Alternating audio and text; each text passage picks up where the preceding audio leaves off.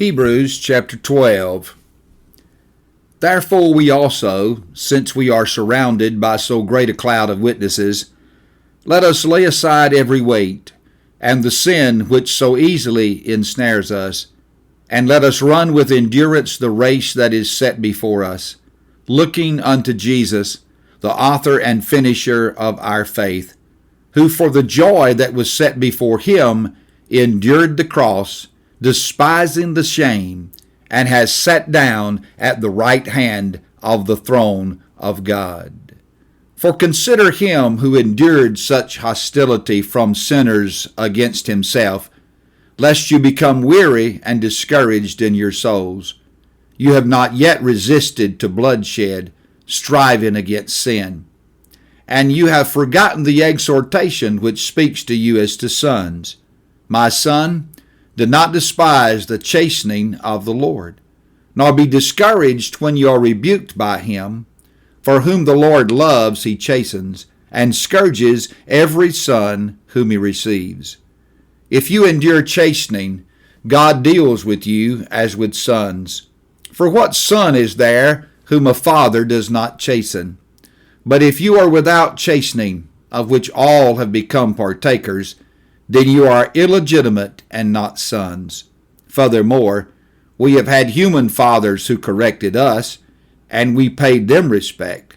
Shall we not much more readily be in subjection to the Father of spirits and live? For they indeed for a few days chastened us, as seemed best to them, but he for our profit, that we may be partakers of his holiness. Now, no chastening seems to be joyful for the present, but painful. Nevertheless, afterward it yields the peaceable fruit of righteousness to those who have been trained by it. Therefore strengthen the hands which hang down, and the feeble knees, and make straight paths for your feet, so that what is lame may not be dislocated, but rather be healed. Pursue peace with all people and holiness, without which no one will see the Lord, looking carefully lest anyone fall short of the grace of God, lest any root of bitterness springing up cause trouble, and by this many become defiled. Lest there be any fornicator or profane person like Esau, who for one morsel of food sold his birthright. For you know that afterward, when he wanted to inherit the blessing, he was rejected, for he found no place for repentance, though he sought it diligently with tears. For you have not come to the mountain that may be touched, and that burned with fire, and to blackness and darkness and tempest, and to the sound of a trumpet, and to the voice of words, so that those who heard it begged that the words should not be spoken to them any more. For they could not endure what was commanded. And if so much as a beast touches the mountain, it shall be stoned, or shot with an arrow. And so terrifying was the sight that Moses said, I am exceedingly afraid and trembling.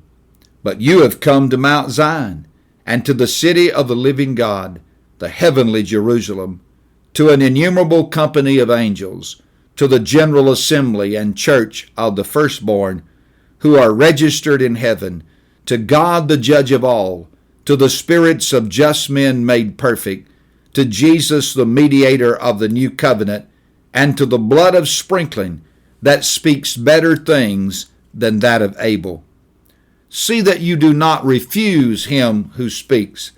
For if they did not escape who refused him who spoke on earth, much more shall we not escape if we turn away from him who speaks from heaven, whose voice then shook the earth, but now he has promised, saying, Yet once more I shake not only the earth, but also heaven.